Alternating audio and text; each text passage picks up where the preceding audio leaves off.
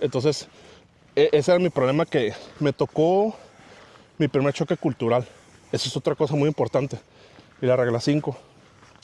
Cuando trabajas con clientes de otros países y otras culturas, hay choques culturales, muy Pero, fuertes. pero tú que siempre viviste aquí en frontera, para los que no Sí, sepan, yo soy de Sinaloa, me vine a estudiar para acá a la universidad en el 2006 y desde entonces me quedé a vivir aquí.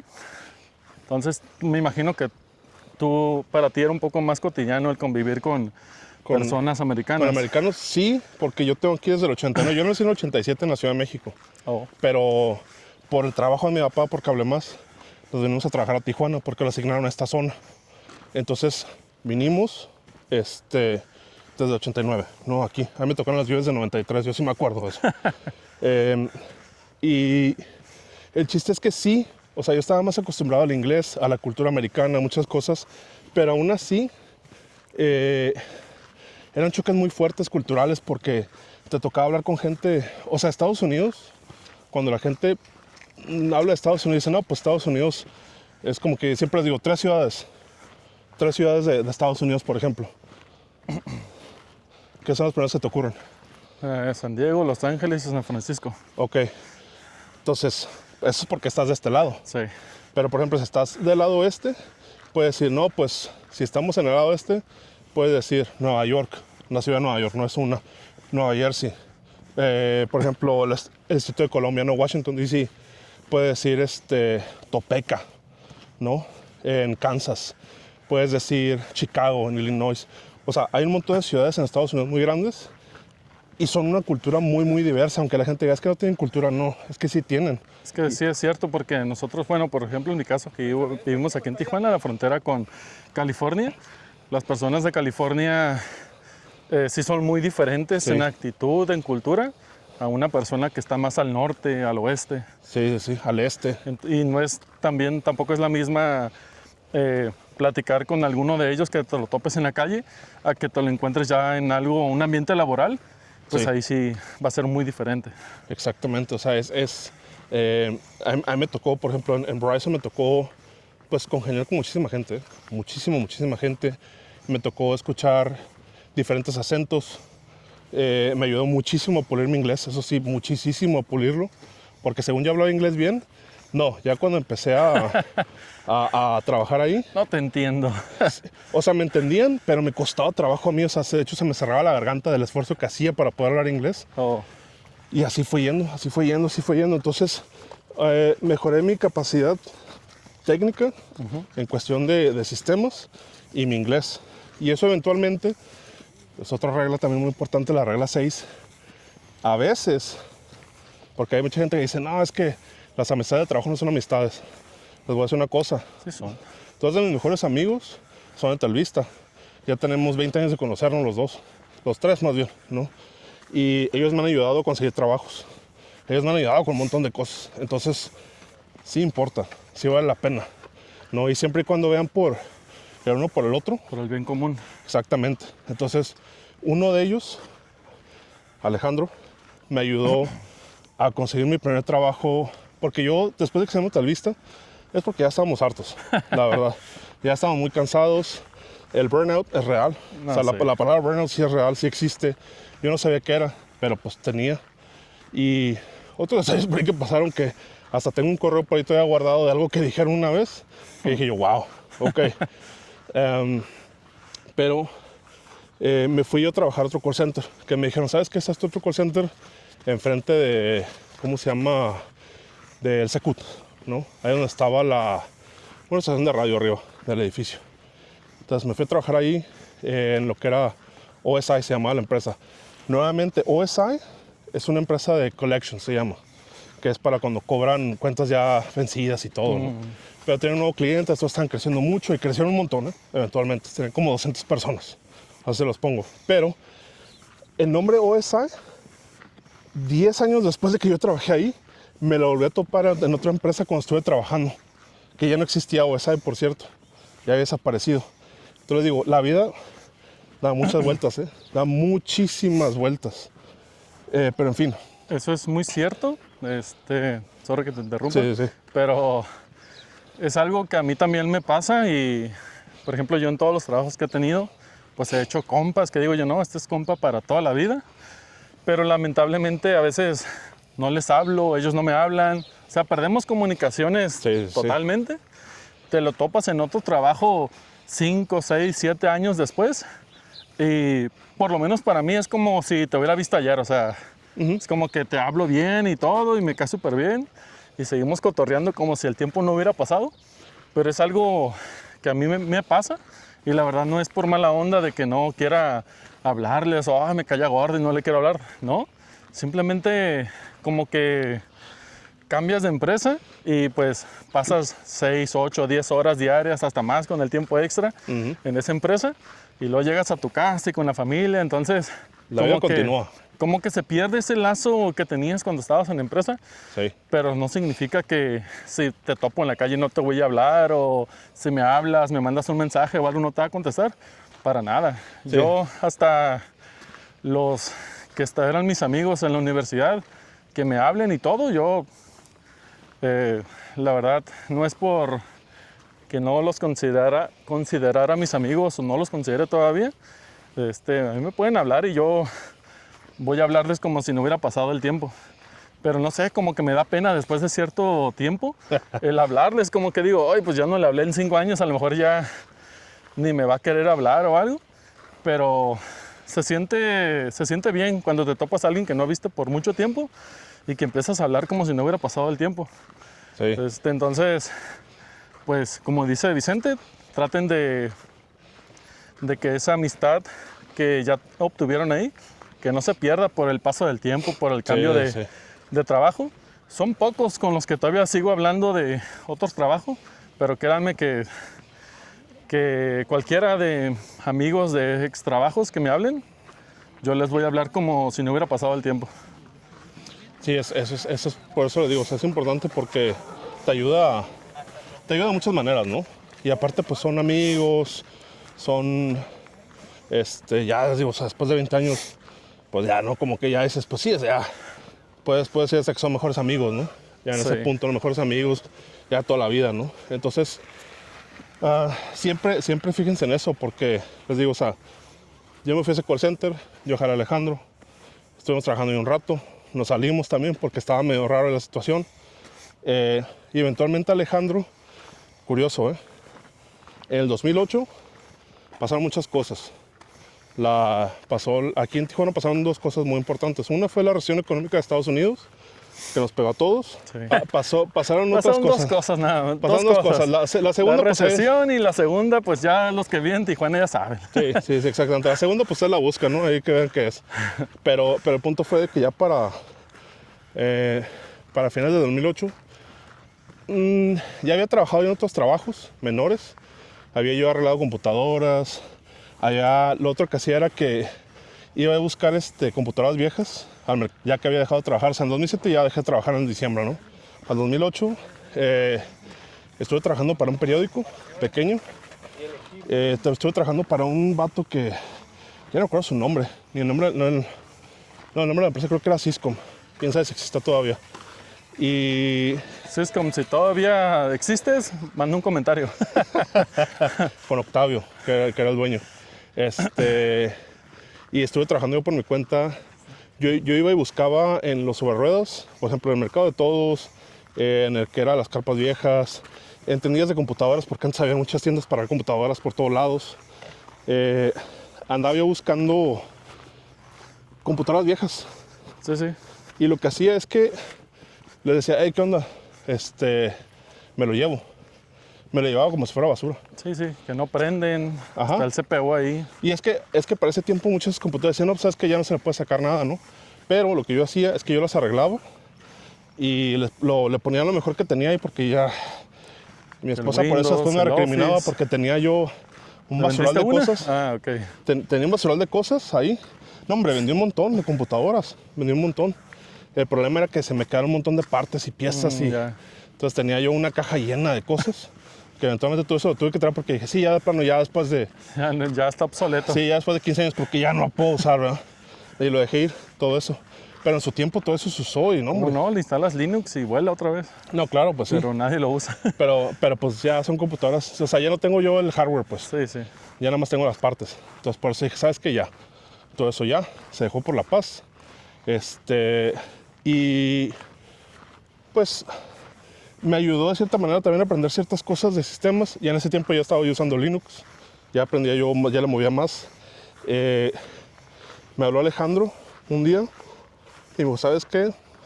Estoy trabajando acá en Flextronics. En ese tiempo se llamaba Bell Medical Products. ¿No se llamaba Block, no sé qué, Block Medical? No, se llamaba Avell. Y antes se llamaba Pacific Device. Porque yo me acuerdo que una vez me conseguiste una entrevista de trabajo ahí para las prácticas. Sí, exactamente. En Flextronics, ahorita pues está en Otay. Creo que ya nada más es el único que tienen. Creo que se llama Flex. Sí, Nada más. Flextronics todavía. Hey, pero yo cuando entré todavía se llamaba Bell Medical Products porque todavía no terminaron de hacer la compra de Flextronics, ¿no? Entonces me dice, ¿sabes qué? Estamos buscando un técnico, ¿no? Dije yo, ok, va. Oh, creo que estamos llegando al final del... Sí, si quieres termina esa historia y ponemos una pausa, ahorita le seguimos. Ahí. Entonces me llamó, me dijo, fui a la entrevista, me quedé así como a ver unas cosas, la estuve ayudando con otras cosas también en el momento. Me dijeron, ¿sabes qué? Sí, ven a trabajar y empecé un lunes. Cuando empecé yo, la recesión económica ya estaba empezando bien duro, entonces fue muy raro porque empecé a trabajar yo ahí y para diciembre me tocó ver cómo corrían a más de 500 personas. Ay, eso se siente bien feo. Y ya me tocó ser verdugo, porque pues al sistema le tocaba ir a recoger las computadoras y todo eso. Entonces sí. fue muy raro, pues. O sea, el hecho de conseguir un trabajo para que después me digan, ¿sabes qué? Sí, Simón, pero tienes que ir a hacer todo este trabajo, ¿no? O sea, estar recogiendo laptops, máquinas de escritorio y todo. Entonces, muy raro que mi primera oportunidad en sistemas formalmente, porque esa fue mi primera oportunidad formal, fuera durante la recesión económica, cuando mucha gente se estaba quedando sin trabajo, pues. Y de ahí fue donde empecé, por eso les digo, casi 20 años ya de experiencia en sistemas. Se siente muy feo ver que tus compañeros de trabajo Sí. pues están recogiendo sus cosas, Sí. pero también se siente más feo que te corran a ti. Es que Ha pasado una vez y se siente bien feo. eso fue lo peor, ¿no? Porque todavía, o sea, yo había entrado en septiembre, creo, fue cuando entré, septiembre, octubre, que es cuando les digo, o sea, la recesión ya había empezado, pues ya estaba yéndose fuera de control. Entonces, yo conocí a esa gente, gente que le recogía el equipo, yo los conocí, de hecho ahí hubo historias muy fuertes de gente que pues no quería que los corrieran y otras gentes que no aceptaron el finiquito porque decían, no, pues a mí no me corrieron, porque pues tenían dignidad, ¿no? Al final de cuentas, sí, es muy respetable, pero sí, o sea, hubo de todo, gente que lloró, hubo gente que no lo podía creer, hubo gente que se llevó su equipo, que se fue así con todo y todo, porque pues así pasa también, o sea, la gente lo toma de diferentes maneras. Yo en ese tiempo les digo, o sea, yo tenía 21 años cuando fue todo eso, o sea, imagínense, o sea, de empezar a trabajar 17 a 21, Sí, pues. todo eso, y después todavía que me toque una recesión económica, o sea, la verdad sí fue muy fuerte, muy fuerte. Pues bueno, amigos, estamos aquí en un mirador de la presa. Aquí es donde termina el camino, podríamos decir plano, semiplano. Ya más para allá pues hay otros caminos ya un poco más complicados, un poco más retadores. Y eso que estos días ha estado haciendo frío. Pensamos que iba a estar haciendo frío, pero Sí, no. pero no. Está haciendo un calorón. Entonces, pues vamos a continuar con el podcast.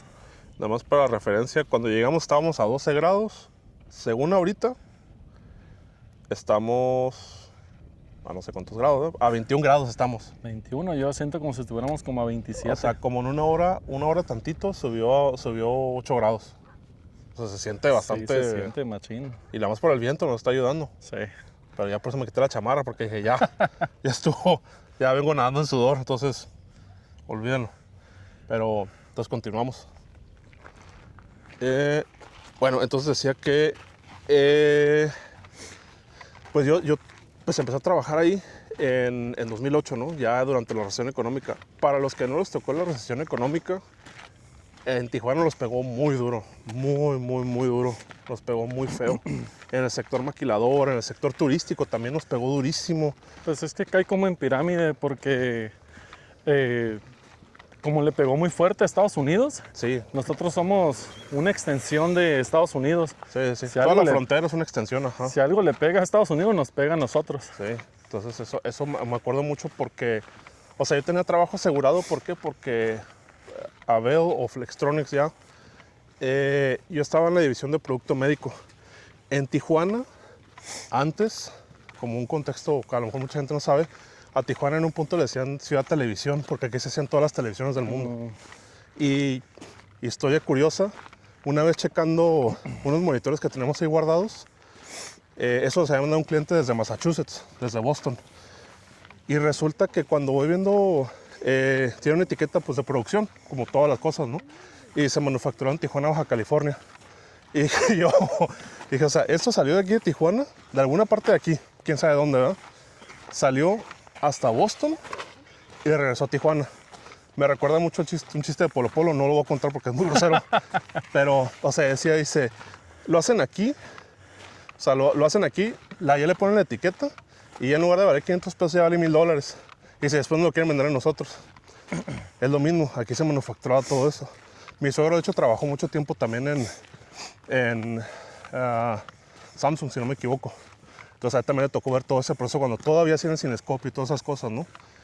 Todo eso ya es historia, o sea, todo eso ya nada de eso existe. Por eso le digo, o sea, a mí me tocó, en mi vida laboral me tocó muchas transiciones. La recesión económica fue muy fuerte porque me tocó ver cómo cada año corrían gente. Y no era de que, ay, vamos a correr, o les decía, o sea, corrieron 500 primero, después otros 400 y así se fue yendo. Y había periodos donde también había que correr gente y no había trabajo. Entonces, de cierta manera me sentí afortunado, pero también de cierta manera me sentí explotado, porque yo era un técnico. O sea, no era como que, ay, ¿sabes qué? Ya, ¿no? Ya soy acá el Piper is nice. No es El jefe. No soy el jefazo, ¿no? Y no me gustaba tampoco porque, por ejemplo, el director de que estaba con nosotros, creo que tenía desde que empezó la empresa como 20 años y apenas era director. Y dije yo, neta, voy a tener que aventar 20 años en esta empresa para ser director. Dije, no, gracias. Y es un volado. Nadie Es te un lo volado asegura. también. Porque aquí viene otra cosa, ¿no? Si se acuerdan, hablamos de las cosas no escritas, ¿no? Y también hay mucha política en muchas empresas. Hay política y hay diplomacia que tienes que llevar a cabo. Ahí aprendí las dos en esa empresa. Porque mucha gente piensa malamente que sistemas es como que voy a estar trabajando con computadoras y voy a estar ahí todo en una cueva, ¿no? No, así no funciona. Los sistemas tienen muchísimo contacto con mucha gente y a veces es hasta exagerada la cantidad de gente con la que tienes que hablar. Por lo mismo, porque, ¿sabes qué? Es un proyecto, tienes que hablar con tu equipo, obviamente, porque no lo haces solo. O sea, no hay un programador que lo haga todo solo en una empresa. Es muy raro. Y casos hay, pero eso es otra cosa. Entonces a mí me tocaba trabajar con mi equipo, con el equipo de soporte. Me tocaba trabajar con el equipo de Guadalajara, que eran los que tenían pues, el helpdesk. Me tocaba trabajar con el de redes, Antonio Anguiano. Me tocaba trabajar con el de proyectos, me tocaba trabajar con el de desarrollo, me tocaba trabajar con mi jefa, con el director. Después también me tocó trabajar con gente del otro lado, que eran unos 7. Después me tocó trabajar con los de bases de datos. O sea, era un mundo de gente y eso nada más en puros sistemas.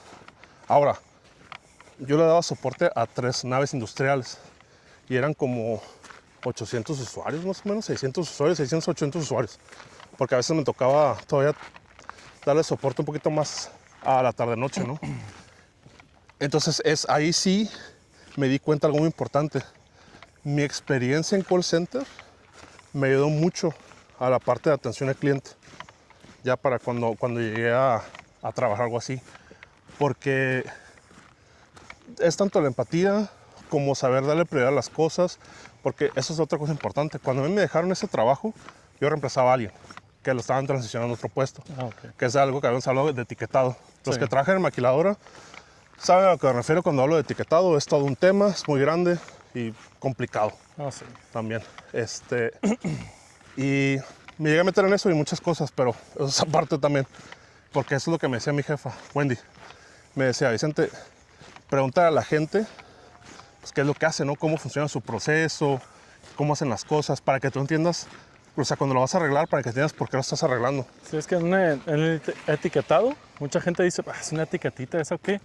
Pero en la industria, por ejemplo, en la industria médica, por ejemplo. es regulatorio. Sí, súper importante. Porque no sabes qué procedencia tiene, si le quitan la etiqueta, la caducidad, entonces sí. es algo crítico.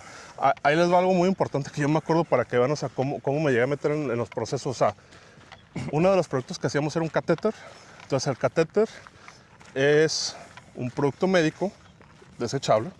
Son los tubitos que te ponen cuando te vas a hacer una cirugía, Ajá. por donde te conectan a la vena y te ponen el medicamento, Pues el fuera, suero. medicamento, sangre, lo que sea. Esto se llama catéter. Es un catéter. Ahora, hay diferentes tipos de catéter que se manejan por French.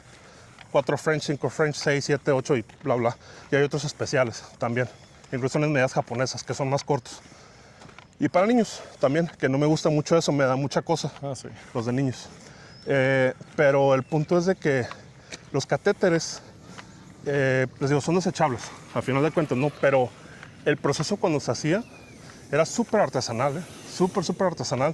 Muchísima mano de obra se ocupaba para hacerlos porque como es un proceso tan preciso de cierta manera, o sea que no, una máquina no lo puede hacer.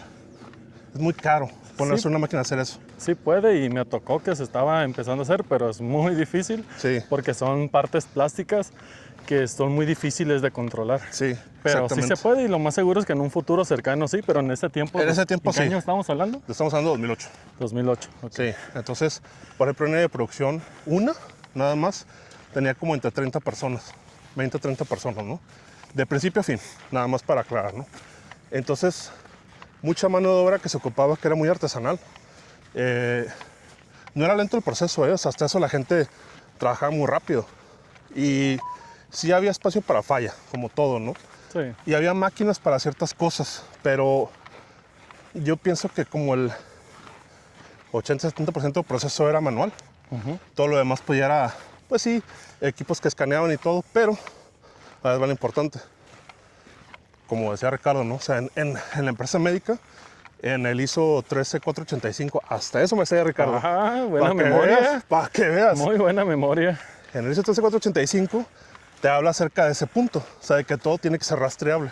Entonces, por ejemplo, si haces un catéter, algo que hicieron ahí, implementaron una máquina que ponía un código QR, que los códigos QR eran nuevos en ese tiempo, ¿eh? Sí, Eran antes muy era el nuevos. código de barras. Sí, y muchas cosas todavía tenían código de barras, pero el código QR, Es que el código de barras se queda muy corto. sí, para el lo que he visto, sí. QR es casi infinito. Sí. O sea, puede ser exponencialmente así gigante, Ya el QR ahorita se usa para casi todo. Pero en ese tiempo el código QR era de 2 milímetros y se ponía en la cabeza del catéter, que es la parte de plástico donde conectas el suero. Sí. Entonces, fíjense qué nivel de rastreabilidad había, que lo tenía ahí, ¿no? Después lo metías 5 en una bolsita, o sea, cada uno lo metías en una bolsita y tenían su etiqueta. Y después los metías en un paquete de 5, tenían otra etiqueta. Y después ya lo metías en una caja que tenía otra etiqueta. Y después lo metías en una caja más grande, que ya era como la caja general de madera, con su shipper. Ya para identificar cómo, pues es todo esto. Fíjense la cantidad de etiquetas que lleva eso para saber fecha de caducidad, fecha de producción, fecha cuando lo purgan, porque también los tienen que purgar una vez que cruza la frontera. Creo que te voy a cambiar de lado porque en la derecha la tengo más fuerte. A ver, va. Ahí está. Fecha de purga. Y pues también, o sea, hay fechas que se manejan para lo que sería la entrega final, ¿no? Porque una cosa es cuando se manufactura y todo, y después cuando, ¿sabes qué? De cuando yo lo tengo, cuando te lo di. Y eso ya es interno del hospital o de quien sea que lo tenga, ¿no? Sí. Y digo, eso es un ejemplo de muchísimas cosas que me tocaron ver, mucho producto médico que me tocó ver, que me daba cosa a veces verlo, porque es que te da como contexto, pues como de que, sabes que eso tiene que entrar en alguien. No vamos a entrar en tanto detalles para no hacerlo Sí, para no ser muy morboso ni nada. Aparte, pues tenemos Pero firmas cuando entras a una empresa médica, ¿cómo se llama? Un non-disclosure agreement. Ajá, de confidencialidad. Entonces, no de consideración. Entonces, sí, o sea, no me voy a meter en esos temas, nada más, o sea, lo que sí, siempre me dio cosas de que pues mucho producto, o sea, tiene que entrar al cuerpo, pues. Ese es el detalle. Entonces, siempre me dio como mucha cosa, pues, de que o sea, se tiene que manufacturar y todo, y eventualmente va a llegar a tus manos. Por eso regresamos al punto donde se tiene que hacer bien. Se tiene que hacer bien, tiene que existir un departamento de calidad también para eso, de equipo de producción. Es como cuando estás frustrado o algo así, tú piensas que ese equipo médico la va a usar tu familia, tus hijos, tus tíos, tus padres. Exactamente. Entonces, aunque tú sepas que va para otra parte del mundo o lo que sea, tú no sabes cuándo ese producto a lo mejor se puede revender aquí. O en su defecto, o sea, algo que también a ti te vendan de otra parte, que lleve el mismo contexto, ¿no? Ajá. También entonces es importante mantenernos, quiero decir, como templados o mesurados, ¿no? A veces cuando son esas cosas de que, o sea, voy a hacer la maldad y todo, porque puede tener consecuencias muy graves. Sí. Puede tener consecuencias muy, muy graves. Entonces ahí ya, en manufactura médica, por eso sí tenía mucha atención en esos detalles, especialmente porque, no voy a dar números, ¿no? Pero hablando una vez con un contador de planta 4, que era la planta donde hacían los catéteres. Todo esto lo puedo decir porque ya no existe nada de eso. O sea, eso ya desapareció. Planta 4 era una planta que hacía catéteres para un cliente, pero el contador, Tomás Salcedo, creo que es su nombre, una vez me explicó cómo funcionaba la parte de costos. Y cómo es que, o sea, qué pasaba cuando se paraba una línea de producción, cuánto costaba por hora. El tiempo muerto. Exactamente, cuánto costaba el tiempo muerto de la empresa. Me impresionó mucho saber la cantidad, porque decía, bueno, una, yo no estoy recibiendo ese dinero de entrada, pero dos, el hecho de que esté todo eso parado por culpa de sistemas, puede ser consecuente de que no paguen también una nómina. Pues es que eso es, por ejemplo, ya que yo he trabajado en la industria maquiladora, es una multiplicación sencilla, o sea, te vas al salario diario, o sea, ¿cuánto le pagan a una persona en la frontera? Creo que está como en 400 y pico, le acaban de subir este año. Sí, 450 y algo. Ajá. Y lo multiplicas por la cantidad de personas que están en esa línea, un ejemplo, 30 personas, Ahí. y cuánto tiempo estuvo parado, 1 hora. Entonces, esa 450 cúboles entre 8 horas, te da tanto multiplicado por las 30 personas, eso es lo que cuesta esa hora de la línea parada. 13.500 pesos sería de un día, de toda esa nómina. Fíjense, matemáticas rápidas, y eso que dije que soy malo para matemáticas. Para matemáticas básicas soy bueno, pero ya para todo lo demás que es trigonometría y todas esas cosas, soy una papa. Ahí no me pregunten, al menos las matemáticas básicas sí. Eso le agradezco a mi papá, que era contador. Pero entonces, sí, punto. Eso fue lo que aprendí, ¿no? Todo eso, de aprender los procesos y cómo funcionaba y todo. Entonces me abrió para entender más realmente cómo es que los procesos internos afectaban, ¿no? Y cómo es que a veces sí urgía, ¿no? Porque a veces era como que no es que urge, ¿no? El sistema siempre decimos, es que todo urge. No, es que hay unas cosas... En cualquier departamento, no solo en el sistema. Sí, pero a veces sí urge. O sea, a veces ya te das cuenta que no, sí, esto sí urge. O sea, un proyecto depende, ¿no? Pero ya una línea de producción parada, sí, o sea, afecta, es dinero y un montón de cosas, ¿no? También. Entonces, ahí trabajé hasta 2011 más o menos. Sí, 2010 más o menos, 2010-2011. Me salí porque dije, ¿sabes qué? Ya, no veo oportunidades. Me movieron a otro departamento, pero era lo mismo, básicamente. Y después me iba a tocar trabajar de noche. Entonces, ¿saben qué? A trabajar de noche, la verdad, uy. No, y es que sí me tocó trabajar de noche en una empresa, en una maquila. No es feo, pero en mi caso yo no puedo dormir de días, es que No, ese es el se me hizo problema, muy sí. gacho. Dormir de día, y aparte cuando me tocó trabajar ahí de noche, en otra empresa, era una época donde se hace un montón de calor. Entonces, también eso era otra bronca, pero bueno, eso es más adelante, ¿no?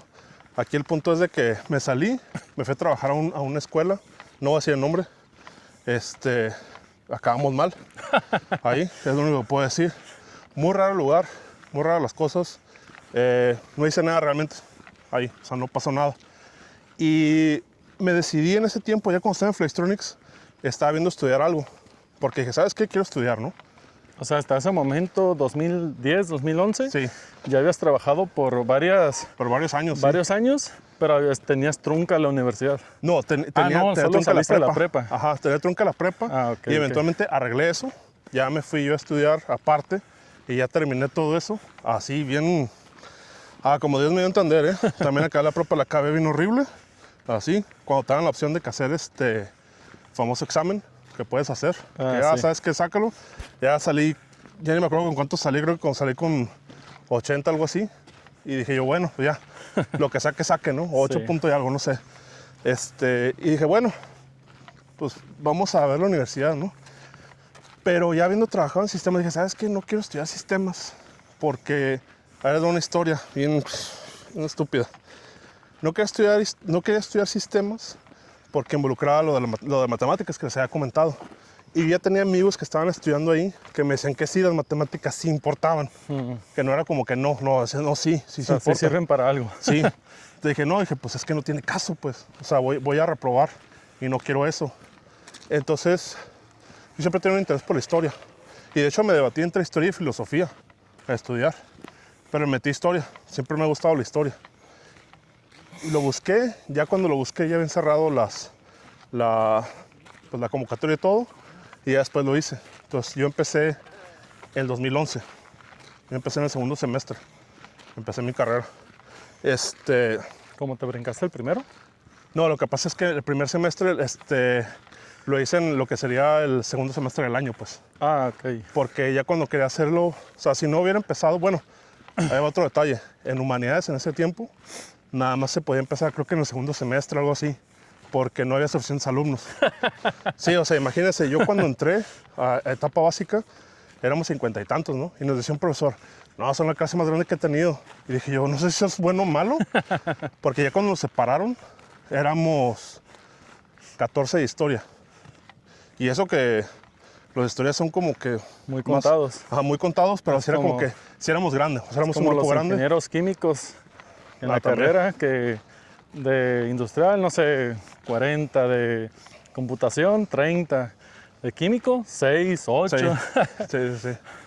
Entonces, más o menos por ese lado van, ¿no? O sea, de que éramos pocos y fue peor porque conforme fuimos avanzando en la carrera, menos fuimos quedando. O sea, ya al final creo que quedamos 12, ya para cerrar. Y de todos modos no acabé así luego la carrera, o sea, también me tomé año sabático y todo, y bueno, otra historia, ¿no? También, porque eso es lo otro, o sea, para yo poder estudiar, pues yo tenía que trabajar. Yo seguía viviendo con mis papás en ese tiempo.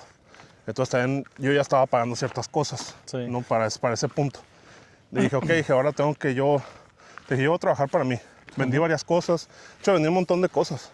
Vendí libros, discos, viniles también que tenía, un Xbox, juegos, guitarras. Tenía un montón de cosas que fui vendiendo porque se me hacía difícil trabajar realmente y estaba estudiando. Que sí lo hice varias veces durante la carrera. Y ahí les va. Por ejemplo, trabajé en Telvista otra vez. Si recuerdan, mencioné que en Telvista yo salí harto y por ahí tenía un correo. Ese correo era parte de una cadena de muchas cosas que a mí no me permitían regresar a Telvista. Entonces dije yo, pues no creo que me regresen, pero como conocía a mucha gente en Telvista,